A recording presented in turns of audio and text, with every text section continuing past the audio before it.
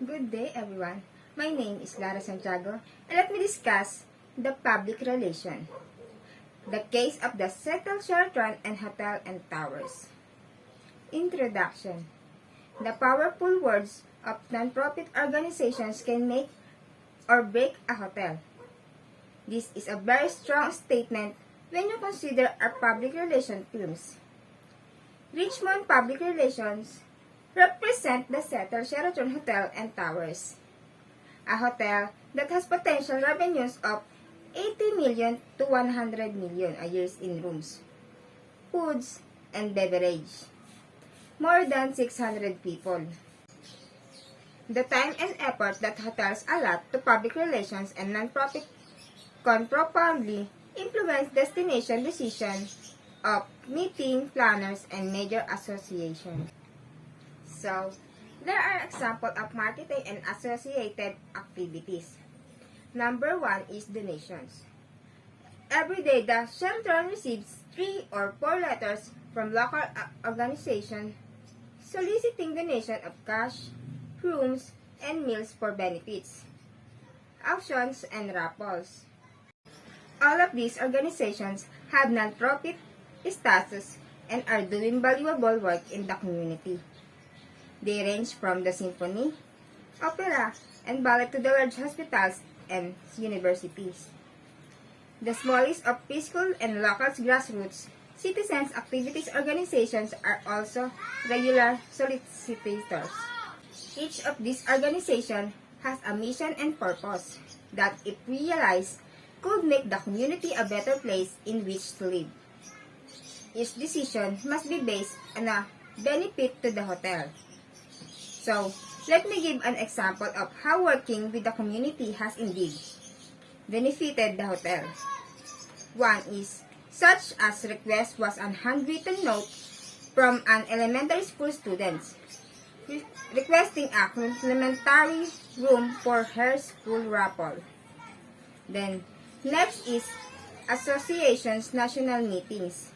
So, when large associations choose settle as the host city from their national conference, the individual hotels bid on being the host hotel. A well-thought-out public relations program can play an important role in an association's deciding which hotel to use. Then, working with the sales staff, the public relations firm can obtain as much information about the association as possible and decide how they can influence the association to use the Sheraton. Then, next is social event and fundraisers. The social event fundraisers is the social catering business is fiercely competitive. Next, in non-profit organizations are always seeking the lowest possible rates and prices. But because of their standing in the community, they sponsor important events at hotels. Another initiative donation was a tour with the hotel's curator of the corporate art collection. Then, the Sheraton, well known for its art collection, employs a professional curator. So, most of the major social service organizations and non-profit organizations show an interest in the arts. And this type of donation stands out from overnight accommodation typically offered by other hotels. Next is Holiday Card Program. Another significant community contribution we make is our annual holiday card. Each year, we select a different organization to be the beneficiary of this program. We print the Sheraton Corporate Holiday Card and then provide the organizations with an extra 10,000 cards for its own purchasing campaign. These cards are printed and no charge to the organization as long as they provide with us original artwork. Next is classifications of organizations. The non-profit world can be divided into 6 general areas as set out below. For each clarification, major examples of the many possible representative organizations are listed. One is health organizations, and the examples are hospitals, medical schools, and research centers.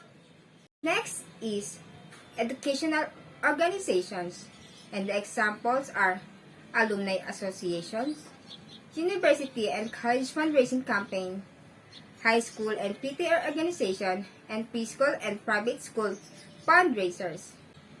Next is religious organizations, and the examples are churches, religious school and camps, and adult religious community organizations. And lastly is social service agencies, and the examples are United Way, community charity groups, food banks, neighborhood grassroots organizations, and Boy Scouts of America. So, let's proceed the regional organization. Identify major nonprofit organizations in feeders markets and the work with them in their major fundraising models and events. Next is press and media. It is important to remember that the people in the press are also part of the community. Ultimately, donations to nonprofit will touch many press and others media people in personal ways by helping their local organizations, such as schools, hospitals, social service, and cultural organizations. Last is consortiumship. Another effective way to maximize public relations in the area of nonprofit donations or charities is to consortiums, events with the radio stations or newspapers. The conclusion of this topic is the more times your hotel property is written and talked about, the more people automatically identify with its positive community activity. Next is, it is eventually is the best interest of a community to ensure the business success of your hotel when it knows you will help its favorite charities or organizations.